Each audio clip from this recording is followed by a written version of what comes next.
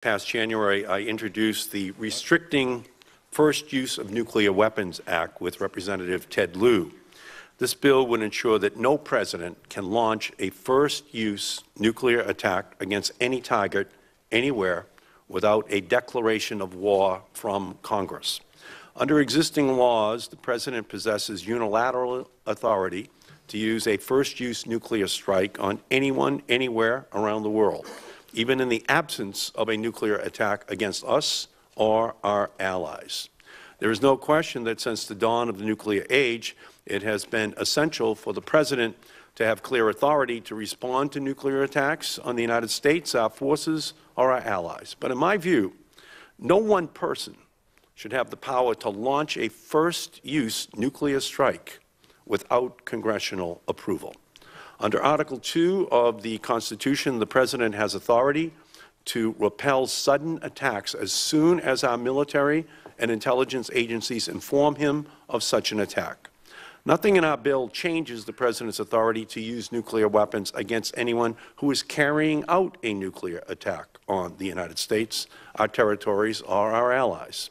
What we do propose is a common-sense step to check any President's authority to launch a first-use nuclear strike by prohibiting such a strike unless explicitly authorized by a congressional declaration of war. Since the dawn of the nuclear age 7 decades ago, we have been relying upon cooler heads and strategic doctrine to forestall the unthinkable, but too often those kind of ad hoc measures seem less reassuring than ever. Do you think, Secretary Mattis, that the President has the authority to launch a first-use nuclear strike without congressional approval? Senator, first, I would not say it's ad hoc. It's extremely rigorous, the discussions and the step-through process for decision-making. And I just prefer not to talk about a hypothetical that we have never confronted since we basically, in the post-World War II time to today, we've never had something like that come up. Do you contemplate a circumstance within which the President of the United States could launch nuclear weapons against another country where that country has not launched nuclear weapons against us? If we saw they were preparing to do so and it was imminent, I could imagine it. It's not the only tool in the toolkit to try to address something like that, but I believe that congressional oversight does not equate to operational control. I think that we have to keep trust, keep faith in the system that we have that has proven effective now for decades. Well, again, we're in a circumstance now where the President talks, at least elliptically, to preventative war, which would mean the United States launching nuclear weapons, potentially, against North Korea, as we did in Iraq, that is not nuclear weapons, but starting a war in order to disarm Saddam of nuclear weapons. That was at least the ostensible justification that Dick Cheney gave 2 days before the war began. So, in your opinion, is there a circumstance under which we would be able to use nuclear weapons if we had not been attacked with them? The question again, please, Senator. Again, I'm coming back to this question of whether or not there is a scenario under which a first strike using nuclear weapons could, in fact, be used by the President of the United States without consulting any member of the United States Congress, much less the entire Congress in its entirety. Senator, again, it's a hypothetical.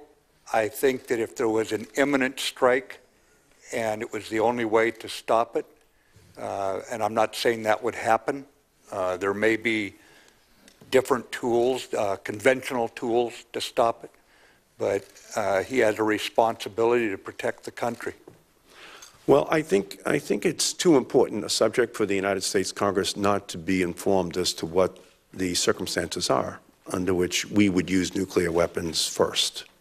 I think that it's imperative for you and Secretary of State and others, if necessary, to give us the classified briefing as to what those circumstances might be, as to when you think they would have to be used.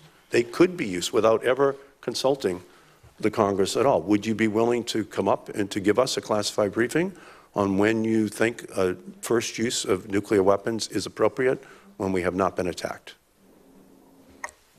Senator, I have a record of never being reluctant to come up and speak.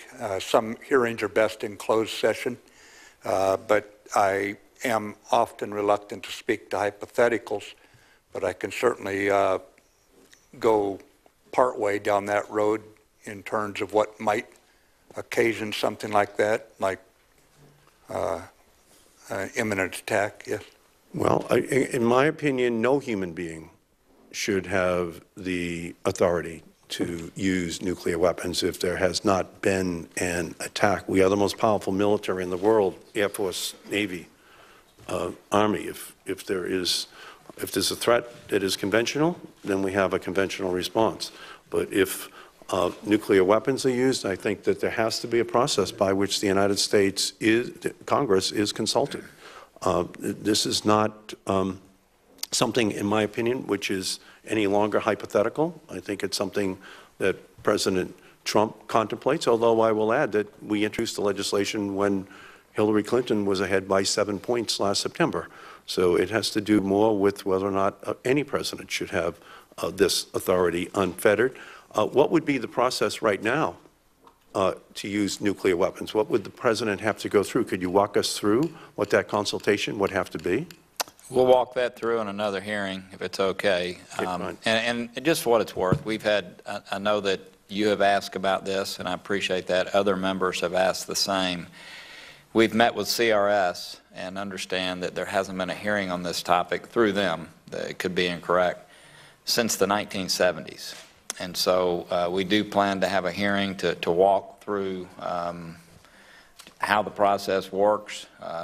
You know, there's multiple scenarios that come into play, and I think a full hearing would be much better than a 1-minute response. Thank you, Mr. Chairman.